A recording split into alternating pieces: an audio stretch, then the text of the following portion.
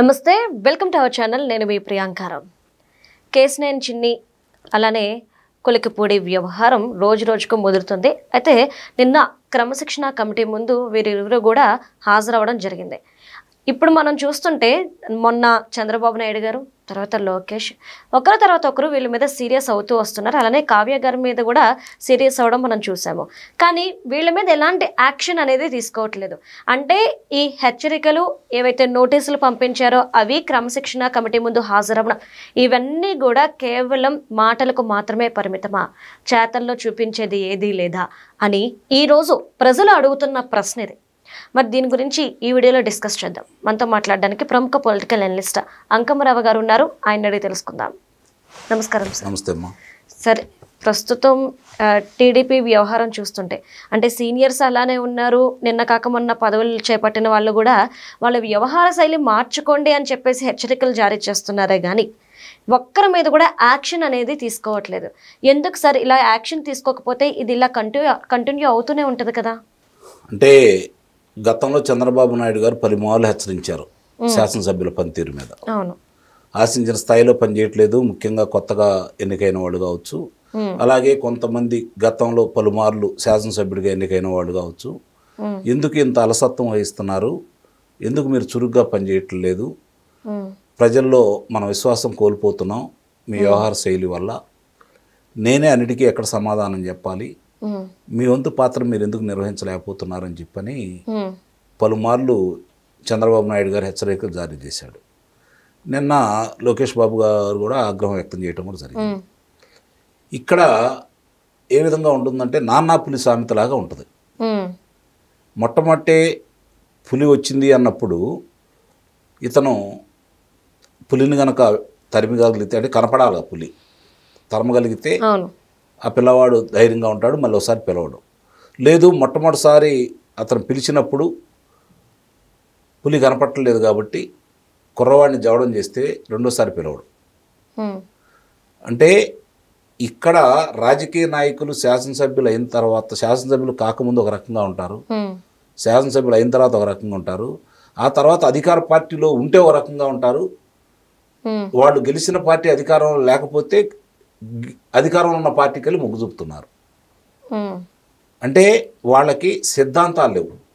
ఇవి ఎందుకు చెప్తున్నాను అంటే, పార్టీతోటి మమేకం కాని వాళ్ళు, పార్టీ కోసం పనిచేయని వాళ్ళు, పార్టీ సిద్ధాంతాలు తెలియని వాళ్ళు శాసనసభ్యులైతే, పార్టీలో ఉన్నటువంటి కార్యకర్తలతోటి మమేకం కాని వాళ్ళు, ఆ నియోజకవర్గం యొక్క భౌగోళిక స్వరూపం తెలియని వాళ్ళు, వాళ్ళందరూ శాసనసభ్యులైనా లోక్సభ సభ్యులైనా ఇలాంటి వాతావరణాలు ఎదురవుతాయి.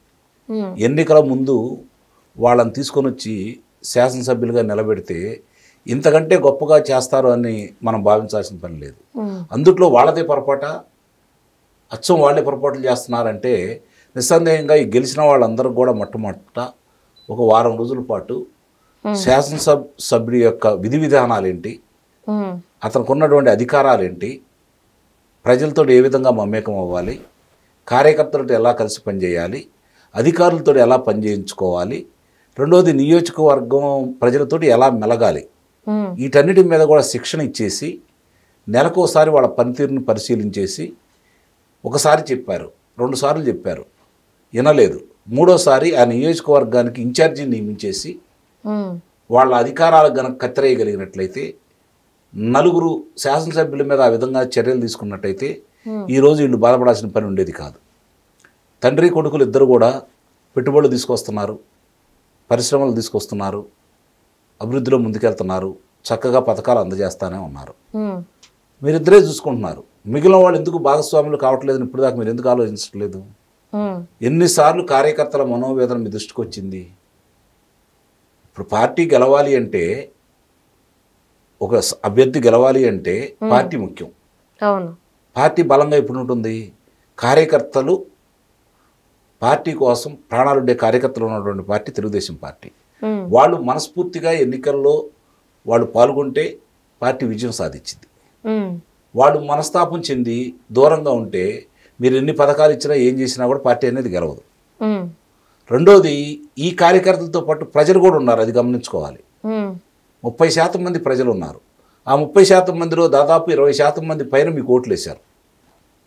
అంటే 2 వంతుల మంది మీకు ఓట్లు వేశారు, 1 వంతు అవతల ఓట్లు పడ్డాయి అనుకుందాం. ఈ 2 వంతులు మీకు ఎందుకు ఓట్లు వేశారు? ఏం ఆశించి ఓట్లు వేశారు? ఈరోజు జరుగుతున్నటువంటి వివరాలు ప్రజల్లోకి వెళ్ళేసి ప్రజల యొక్క సమస్యలు, ప్రజలకు కావాల్సినటువంటి అవసరాలు ఏంటి, వాళ్ళు మీకు ఎందుకు ఓట్లేసి గెలిపించారు, ఇంత భారీ విజయాన్ని ఎందుకు అందజేశారని కనుక ఒకసారి వెనక్కి తిరిగి ఆలోచించుకుంటే 5 సంవత్సరాలు వాళ్ళు పడ్డ బాధలు, వాళ్ళు అనుభవించినటువంటి కష్టాలు, మనోవేదన, నిద్ర లేని రాత్రులు గడిపారు, భయంగా గడిపారు. ఎవరిని చూసి? ఆ పార్టీ కార్యకర్తలను చూశారు, ఆ పార్టీ నాయకులను చూశారు, ఆ పార్టీ ముఖ్యమంత్రిని చూశారు, ఆ పార్టీ శాసనసభ్యులను చూశారు. వాళ్ళని చూసి భయపడి బ్రతికారు. ఆ భయం లేకుండా చేసే ఏకైక వ్యక్తి చంద్రబాబు నాయుడు గారు నమ్మి ఆయనతో పాటు కూటమినందరిని కూడా గెలిపించుకున్నారు. వాళ్ళు అఖండ విజయాన్ని అందజేశారు. మరి వాళ్ళ ఆశలు, మరి వాళ్ళ గురించి ఎందుకు పట్టించుకోవట్లేదు? వాళ్ళు ఎవరిని చూసి ఇబ్బంది పడ్డారు? ఆ పార్టీ నాయకులను చూసి. ఎవరిని చూసి ఇబ్బంది పడ్డారు? అధికారులను చూసి.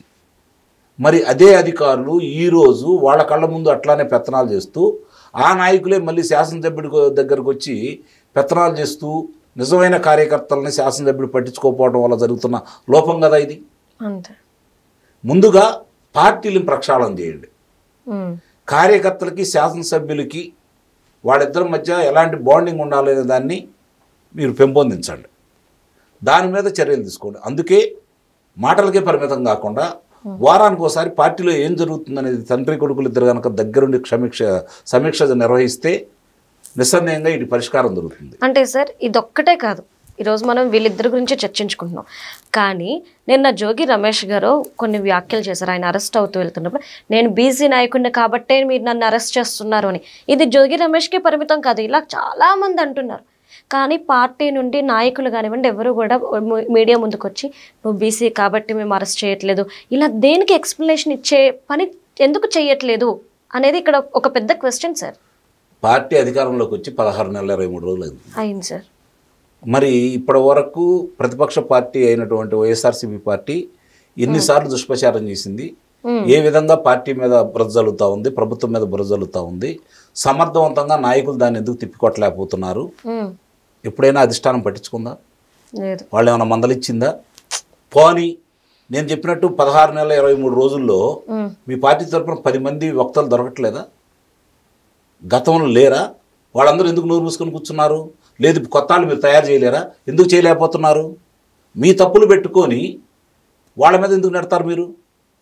ముందు మీరు సమర్థవంతంగా పనిచేయండి, అదే మేము కోరుకుంటుంది. మీలో సమర్థత లోపించింది. పెట్టుబడుల మీద ఉన్నటువంటి ఆసక్తి పార్టీ మీద లేదు.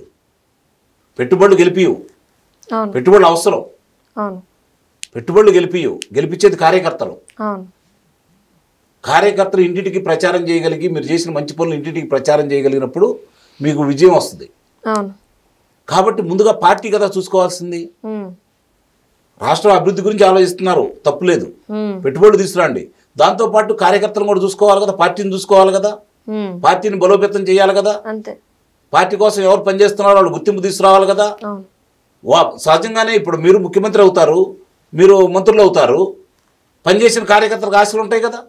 వాళ్ళేం గుర్తింపు కోరట్లేదు కదా, ముఖ్యమంత్రి స్థానం అడగట్లేదు కదా, శాసనసభ్యుడే మంత్రులు అడగట్లేదు కదా. వాళ్ళకున్న కోరికలు వాళ్ళకు ఉంటాయి కదా. ఎందుకు ఆలస్యం చేస్తున్నారు? ఎందుకు వాళ్ళకి న్యాయం చేయట్లేదు? చివరికి పార్టీ కమిటీలు నియమించే దాంట్లో కూడా పక్క పార్టీలు వచ్చిన వాళ్ళకి పెద్దపేట వేస్తూ, డబ్బున్న వాళ్ళకి పెద్దపేట వేస్తూ అని చెప్పి పలు నియోజకవర్గాల్లో ఎందుకు విమర్శలు వస్తూ ఉన్నాయి? దీన్ని సరిచేయాల్సింది ఎవరు? కార్యకర్తలు కాదుగా, మీరేగా. ముందు దాని మీద దృష్టి పెట్టండి. మీ ఆవేదన అర్థం చేసుకుంటాం, కానీ ఆవేదనలో మీ భాగం ఎంత ఉందో కూడా ఆలోచించుకోవాలి కదా. ముందుగా మీరు ఒకసారి ఆత్మవిమర్శ చేసుకోండి. ఏం జరుగుతుంది ఏంటనేది అందరూ మీరే మాట్లాడుతున్నారు కాబట్టి మీదే బాధ్యత. పదవిలో ఉన్నారు కాబట్టి మీదే బాధ్యత. వాళ్ళని సరిగ్గా నడిపించలేకపోతే మీరే విఫలమైనట్టు. శాసనసభ్యులు మీ మాట వినకపోతే మీకు పట్టు లేనట్టు. ప్రతి విషయాల్లో మీరే ఎందుకు మాట్లాడుతున్నారు? ఎందుకు మీరు నాయకులు తయారు చేయటం లేదు? ఎంతమంది మాట్లాడుతున్నారు దీని మీద?